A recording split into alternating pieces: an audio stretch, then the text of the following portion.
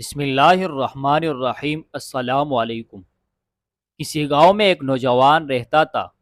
پڑھائی لکھائی جب ختم ہوئی تو والدین نے نوکری کے لیے دباؤ ڈالنا شروع کر دیا۔ کئی مہینے وہ نوکری کی تلاش میں پھرتا رہا، لیکن کہیں نوکری نہ ملی۔ ایک دن تک ہار کر خود سے بولا، رزق تو اللہ کی ذات نے دینا ہے، اب میں نوکری کی تلاش میں نہیں پھروں گا بلکہ سکون سے زندگی گزاروں گا۔ اللہ رازق ہے تو گھر بیٹھے ہی رزق دے گا۔ اسی سوچ کے ساتھ یہ جوان صبح کی سیر کے لیے نکلا۔ سیر کے بعد گاؤں کے قریب سے گزرنے والی نہر کے جا کر بیٹھ گیا۔ ابھی بیٹھے 15 منٹ ہی ہوئے تھے کہ دیکھا ایک پتا نہر میں نیچے کی طرف بہتا ہوا آ رہا ہے۔ چھلانگ لگا کر پتا پکڑا تو یہ کیا دیکھتا ہے کہ پتے پر 2 نان اور ان پر حلوہ پڑا تھا۔ واہ خدایا، واقعی رزق تو کھانے والے تک خود پہنچاتا ہے۔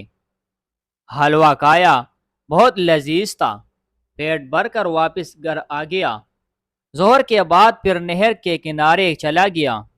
ایک بار پھر حلوہ اور نان پتے پر آتے نظر آئے، اٹھائے اور کھا لیے۔ مغرب کی نماز کے بعد پھر نہر کنارے چلا گیا۔ اس بار بھی وہی ہوا۔ رات کے کھانے کا انتظام بھی ہو گیا۔ اب روزانہ فجر، ظہر اور مغرب کی نماز کے بعد نہر کنارے جا کر بیٹھ جاتا اور بلا ناغہ نان اور حلوہ مل جاتے۔ یہ سلسلہ کئی دنوں تک چلتا رہا۔ ایک دن خیال آیا کہ دیکھو کہ اللہ تعالیٰ کس طرح یہ نان اور حلوہ بھجواتا ہے۔ اسی سوچ میں صبح کی نماز کے بعد نہر کے اوپری طرف چل پڑا۔ کچھ کلومیٹر ہی گیا ہوگا کہ دیکھا ایک بابا جی ہے جو نان اور حلوہ لیے نہر کنارے بیٹھے ہیں۔ قریب جا کر دیکھا تو بابا جی نان کے اندر حلوہ رکھتے اور پھر اس گرم گرم حلوے سے اپنی ٹانگ پر نکلے ایک پوڑے کو ٹھکور کرتے، پھر ایک پتے پر نان اور حلوہ رکھ کر نہر میں بہا دیتے۔ جوان کا دل ایک دم خراب ہونا شروع ہو گیا۔ اب کیا آنے لگے، کیا میں اتنے دنوں سے یہ حلوہ اور نان کھا رہا تھا؟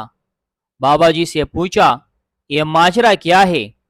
بابا جی بولے، کئی دنوں سے یہ پوڑا نکلا ہوا تھا جس کی وجہ سے بہت تکلیف تھی۔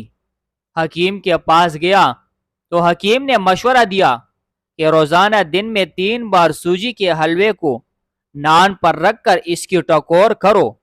سو میں فجر، ظہر اور مغرب کے بعد ادھر آ جاتا ہوں۔ نان اور حلوے کی ٹکور کے بعد نان اور حلوے کو پتے پر رکھ کر نہر میں بہا دیتا ہوں تاکہ خراب ہونے کی بجائے چرند پرند اور مچھلیاں ہی کھا لے۔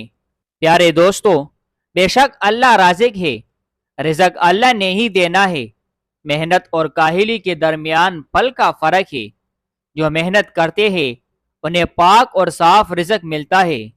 جو کاہلی میں وقت گزارتے ہیں اور حالات کے سامنے ہتھیار ڈال دیتے ہیں، رزق تو انہیں بھی ملتا ہے، مگر وہ رزق جس میں کراہت اور گندگی ہو۔